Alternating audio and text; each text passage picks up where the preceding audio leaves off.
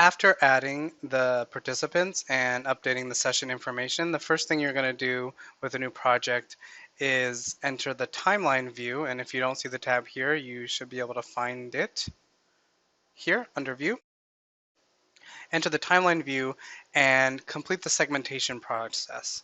So with Phon, you divide up the session into little chunks of segments or utterances, and you transcribe each of those utterances as a separate record.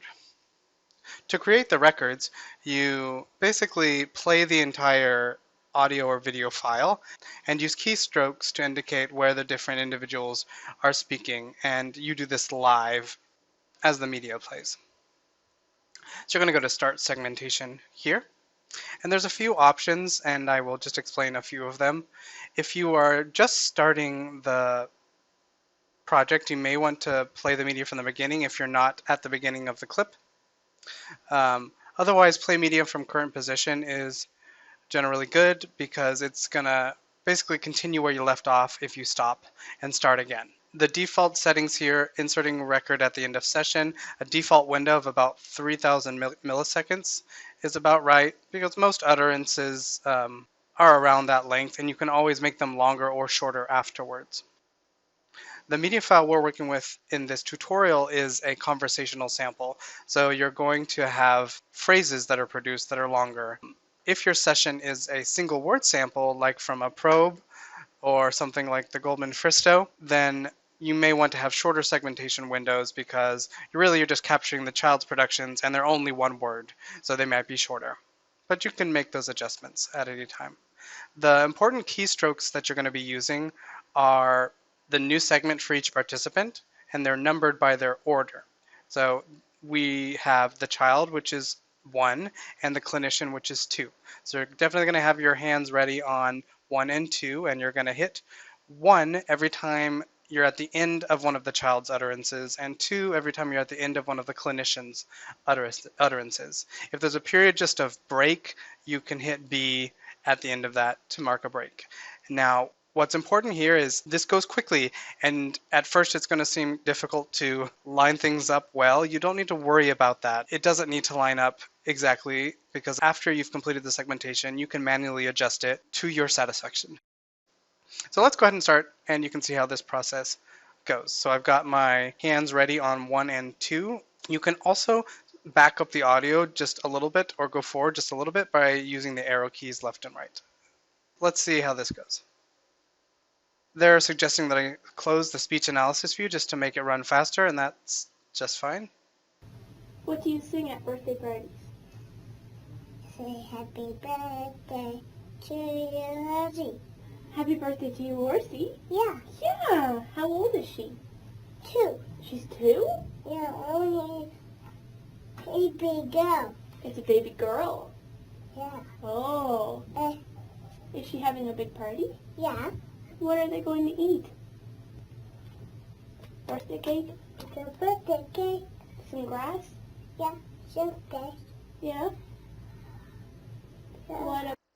Okay, I'm just going to stop there in the interest of time, but you would run through the entire session in this manner. And you can see here that I've created records, and these records right now have no transcriptions associated with them, but they're little windows of time in the audio that are either attached to the child or attached to the clinician.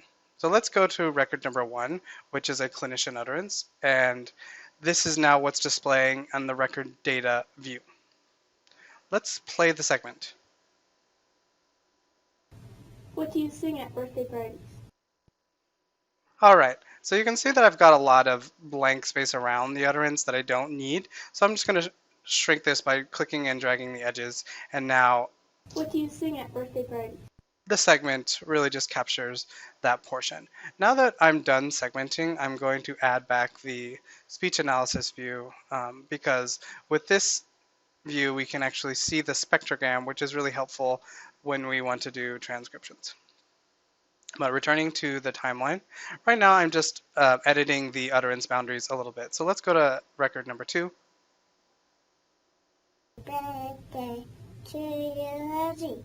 And you can see this is a child utterance, and it's a little bit cut off because the utterance was a little bit longer than 3 seconds. So I'm going to take it to the beginning, and now we have the whole. Say happy birthday to you, Rosie. Great. And similar here with number 3, with record number 3. Happy birthday to you, Orsi. Yeah. And so you can see that it got a little bit of the child's next utterance in there. Just kind of tighten that up a little bit.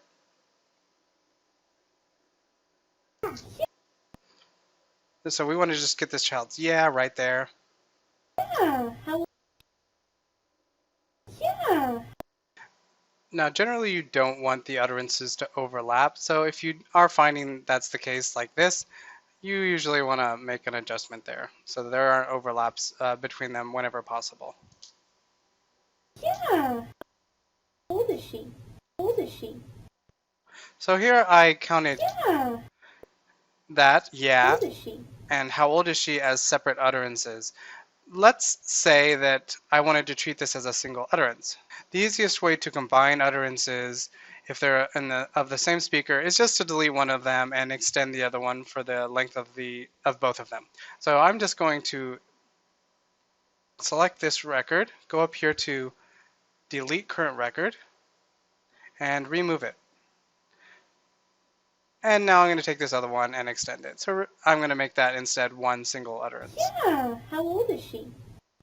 So that's how you're going to combine utterances. Maybe there's an instance where you accidentally created an utterance that doesn't belong. You can delete that utterance in the same way. And that's how you segment the audio. So make sure that you're going through and adjusting the boundaries so that they are a little bit more tightly around the production. You don't get a lot of extra stuff that you don't need. And that allows you to see in the speech analysis window quite nicely the spectrogram for each of these records as you transcribe them. Now the next step is going to be adding the orthography for all of the productions of the child and or the clinician if you're transcribing that, and automatically generating the target transcriptions for those productions.